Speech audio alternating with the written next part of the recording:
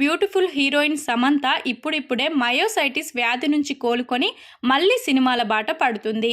తెలుగులో ఎన్నో super hit చిత్రాల్లో నటించి తన అందం, స్టైలిష్ లుక్స్, నటన, క్యూట్నెస్తో తెలుగు ప్రేక్షకుల హృదయాల్లో స్థానం దక్కించుకుంది.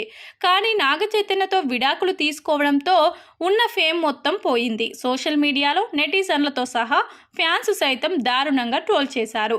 ఇక పుష్ప చిత్రంలో ఊ అంటావా మామ అనే ఐటెం సాంగ్కు స్టెప్పులేసి మరింత బ్యాడ్ నేమ్ తెచ్చుకుంది. చైతన్య సమంతకు విడాకులు ఇవ్వడానికి ఏదో కారణమని చర్చించుకున్నారు. ఇప్పుడు చైతు, శామ్ ఎవరి లైఫ్లో వారు బిజీ అయిపోయారు. ప్రస్తుతం సమంత కేవలం తెలుగులోనే కాకుండా బాలీవుడ్ మూవీస్, వెబ్ సిరీస్లో కూడా నటిస్తుంది.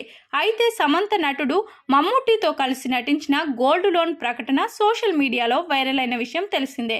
కాగా ఈ గోల్డ్ లోన్ ప్రకటన తర్వాత మమ్ముట్టి తన నెక్స్ట్ సినిమాలో సమంతకు ఓ పాత్రలో అవకాశం ఇవ్వనున్నాడని సోషల్ మీడియాలో ప్రచారం జరుగుతుంది. శామ్ కూడా ఈ ప్రాజెక్టుకు గ్రీన్ సిగ్నల్ ఇచ్చినట్లు తెలుస్తుంది.